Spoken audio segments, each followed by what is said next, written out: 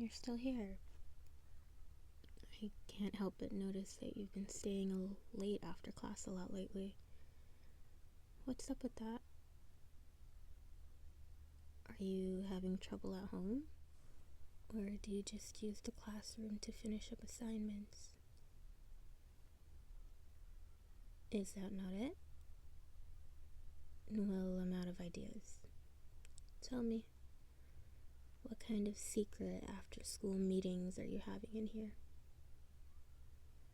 You're not doing anything illegal, are you? Because if you were to admit that to me, I'd have to tell the dean and get you in trouble, and that's a lot. I'm not sure how to interpret that silence, but you're smart to keep to yourself. As much as I want to motivate my students to speak, sometimes it's best to stay quiet. Too many people don't know how to appreciate silence and use it as a tool to get ahead in life. But you've always been a bit more unassuming.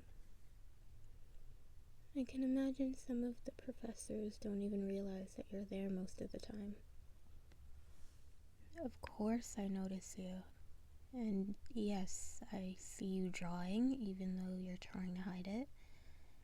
But your scores are always pretty decent, and your essays are a lot more intricate than those of your peers. I'd be lying if I said you were a bad student, but I would like to hear your voice in class a lot more often. To be honest, seeing how silent you are, and how you are always staying behind after class, I was worried that you were living in a bad situation. But I'm legally not allowed to check on your files or do anything, even if there was something going on. I really wish I could do more for my students than just talking to them and helping them with their work, but my hands are tied. How are you handling the assignment, by the way? Are you having any trouble with it so far? Let me guess. You haven't even started it yet, have you? Trust me, that's not uncommon. Not too long ago, I was a student too. And I never even touched the research until the night before, about 9 p.m. But that just makes your work even more impressive.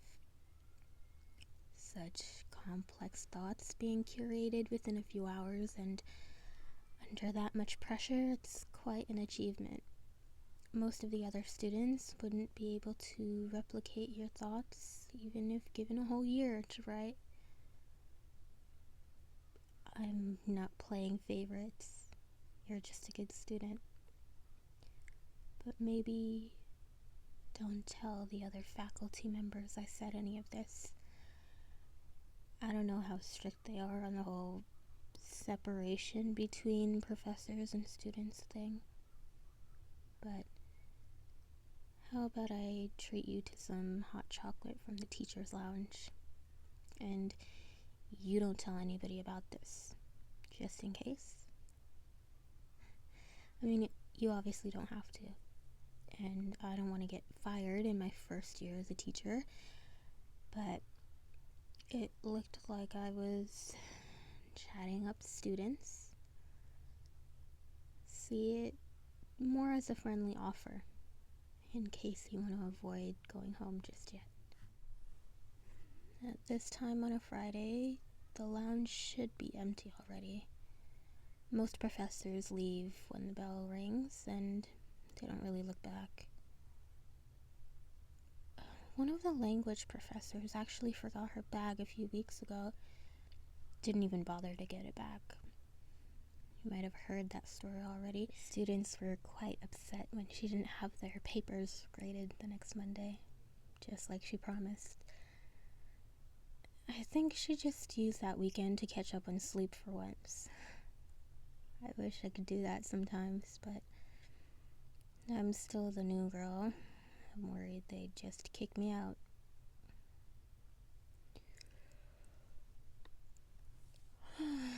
some sleep would be really nice. But I'm getting off track again. How about it? Some free hot cocoa? I think I could really use the company while I look through some of these exams before I leave. Might as well help me stay awake. Only if you don't have anything planned already, of course. Awesome. It's a deal then. Do you have all of your things? Good. I'll lock up the classroom. Doesn't look like anyone's left anything this time. The lounge is right this way. I don't think they usually allow students in here, but that's another one of those old professors and their disrespect for students things, in my opinion. It's actually one of the reasons I wanted to become a professor in the first place.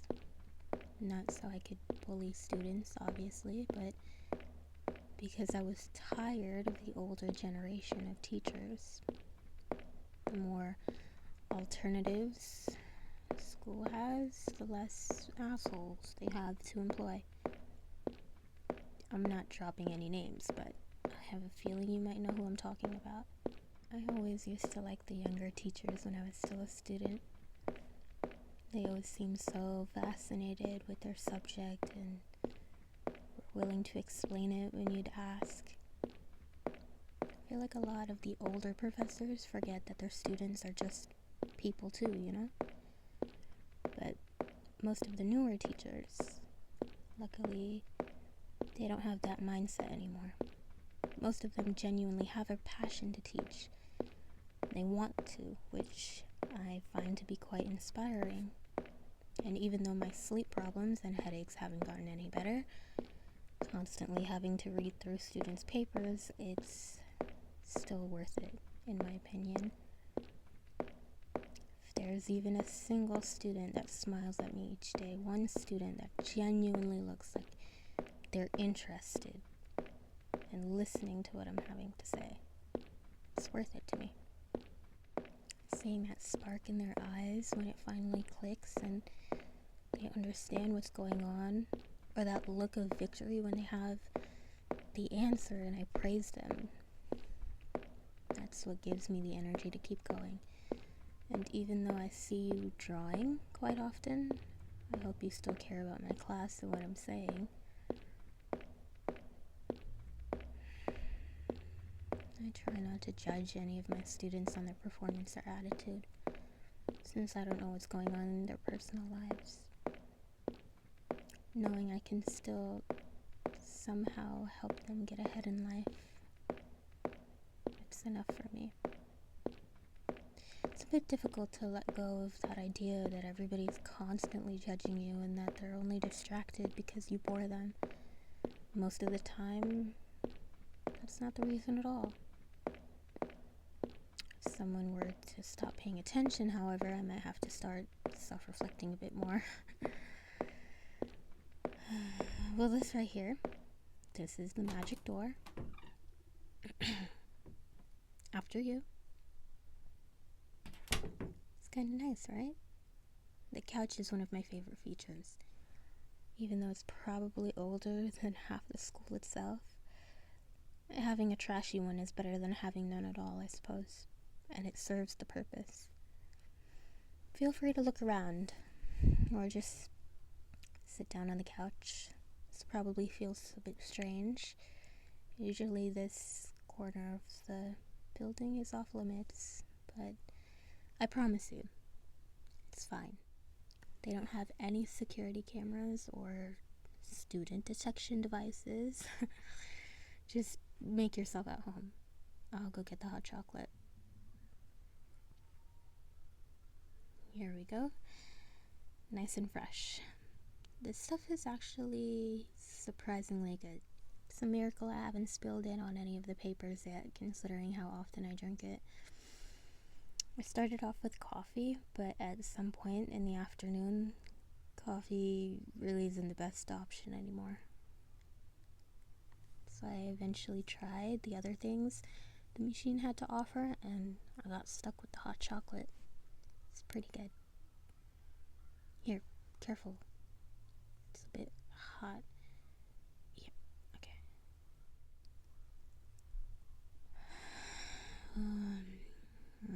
I probably shouldn't have sat down on the couch.